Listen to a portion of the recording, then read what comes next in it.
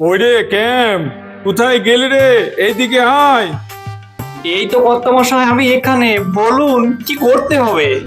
শোন, আজকে আমার মেয়ে লেখাপড়া শেষ করে বাড়ি ফিরছে। তুই এক কাজ কর, ঝোলাটা নিয়ে বাজারে যা, কিছু সবজি আর একটা বড় ইলিশ মাছ নিবি। ওটা নিয়ে আসার পর স্টেশনে যাবি, দিয়ে তোর দিদিমণিকে নিয়ে চলে আসবি। আচ্ছা কর্তামশাই, বলছিলাম ওই দিদিমণি কোন স্টেশনারি দোকানে আছে? কোন দোকানে গেলে পাবো? আরে গাধা, আমি খাগড়া রেল স্টেশনের কথা বলছি, যেখানে ট্রেন এসে দাঁড়ায়। ও, এ মা কেলে করেছে গো! আমরা তো ওটাকে বলি স্টেশন। আরে বাবা, তোমাকে আর বাজারে যেতে হবে না, তুমি স্টেশনেই যাও, গিয়ে নিয়ে এসো গা। আর একটু সাবধানে কথাবার্তা বলো, মেয়ের রাগ খুব বেশি। ও, আপনি কিছু ভাববেন নি কর্তামশাই, আমি এমন ভাবে কথা বলবো না, দিদিমণির মেজাজ গরম থেকে একদম ঠান্ডা হয়ে যাবে। ওইটুকু জ্ঞান আমার আছে। আমি বোকা হলে কি হবে, আমার বুদ্ধি অনেক। বাহ বাহ। আচ্ছা কর্তামশাই, তাহলে আমি আসছি। ও মা, এ তো আমাদের সেই খাগড়ার স্টেশন গো। কাকে জিজ্ঞেস করি ট্রেন কখন আসবে? আমি তো জানি না। এই রাকের রসবালাকে জিজ্ঞেস করি, দাদা ট্রেন কখন আসবে? এখনই চলে আসবে। এখনই? আচ্ছা দাদা, বেশ বেশ, যাই ওই দিকটাই যাই। বাহ বাহ বাহ বাহ বাহ বাহ, কত দোকান গো! এত দোকান তো ছিল না। যাই ওপরে যাই। ও বাবা, কত সিঁড়ি! এত বড় সিঁড়ি তো আমাদের গ্রামে দেখিনি গো।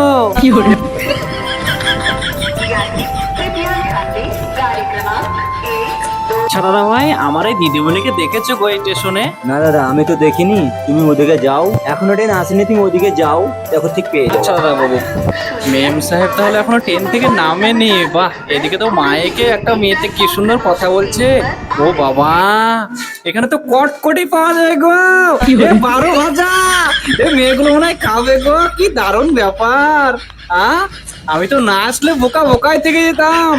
এত সুন্দর খাগড়ার স্টেশন হয়। এই ট্রেন চলে এসছে।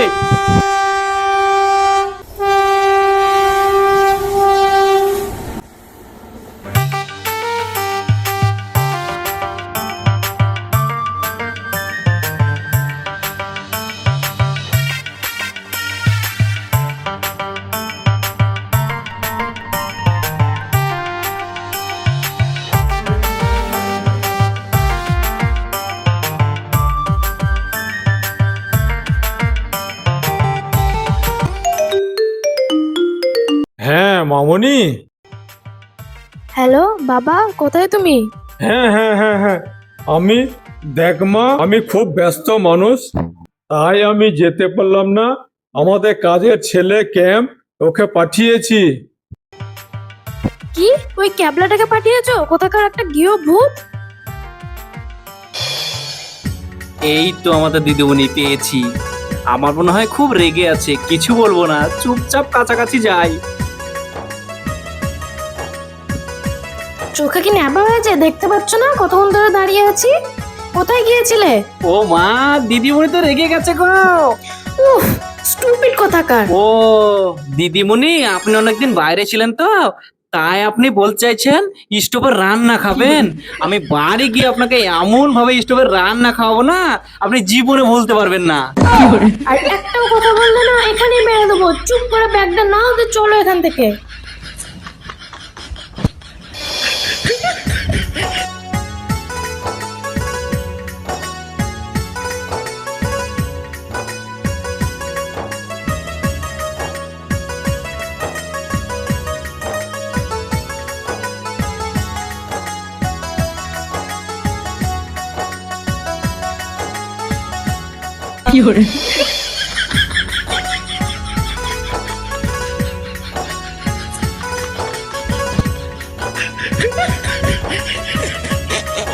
এ কেলো করেছে গো!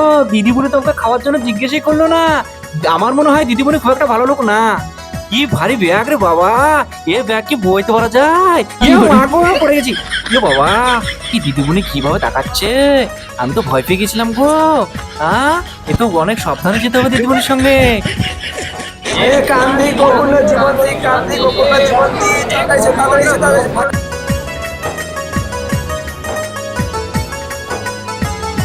বলছি দাদা কান্দি যাবে? হ্যাঁ ভাই, যাবে যাবে, এক্ষুনি ছেড়ে দেবো, বসো বসো বসো ভাই। দিদিমণি এটা যাবে গো।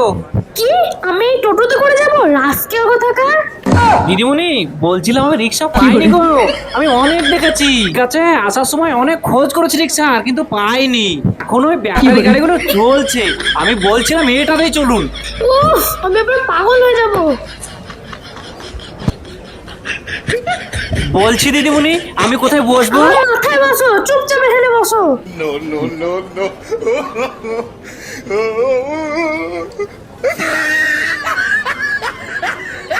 ও মা কেলো করেছে গো, আমি ভাবতাম শহরের মেয়েরা খুব ভালো, কিন্তু না, আমাদের গ্রামের মানুষরাও ভালো, মেয়েরাও ভালো।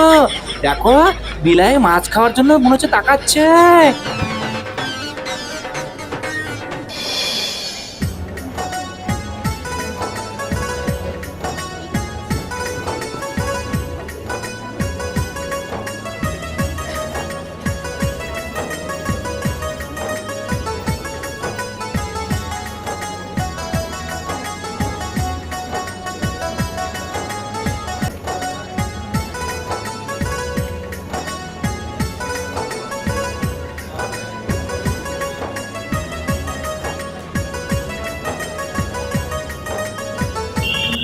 চাচা তো পাঠালে কিয়ামকে খুঁজতে, কিন্তু আমি কোথায় পাবো কিয়ামকে?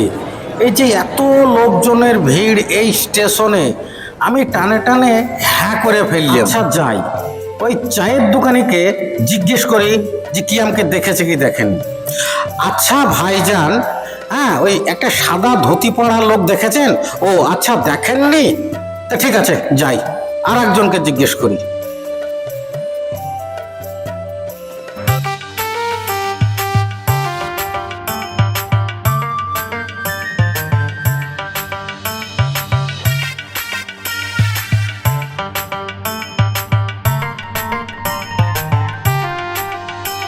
ও মা কেলো করেছে গো, আমি ভাবছিলাম দিদিমণি হয়তো বাড়িটা চিনতে পারবে না, কিন্তু না, ঠিক চিনে নিল।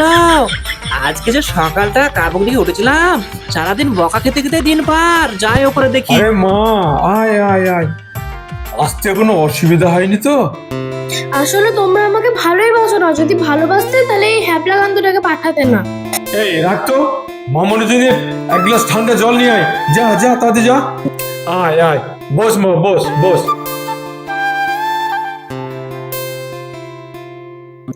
ওরে ক্যাম, তাড়াতাড়ি ঠান্ডা জল নিয়ে আয়, আমার মামনি রেগে গেলে সব ভেঙে চুরে দেবে, তাড়াতাড়ি নিয়ে আয়, নাহলে সর্বনাশ হয়ে যাবে।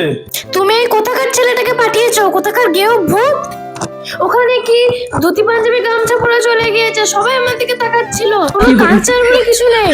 আরে মা, ছেলেটা খুব ভালো ছেলে, গ্রামের ছেলে হলে কি হবে, ওর মধ্যে কোনো রকম পেঁচ নেই জানিস, আমাদের এখানকার থেকে খুবই ভালো ছেলে। ওর কথা বাদ দাও তো, ওর কথা শুনলে আমার গা জ্বলে যাচ্ছে। কি যে বলিস মা? তুমি ওকে তাড়াতাড়ি বাড়ি থেকে বার করো, ওকে দেখলে আমার গা পিত্তে জ্বলে যাচ্ছে একবারে, উফ!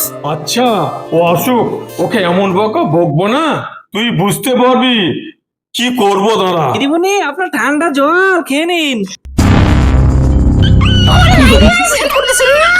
ঠান্ডা পানি রে বাবা, কোথায় যাই? এ মা কেলো করেছে গো, কত বছর তো ঠিকই বলেছিল, আমি কোথায় যাই এখনই পালাই। ওরে বাবা রে বাবা রে বাবা রে বাবা।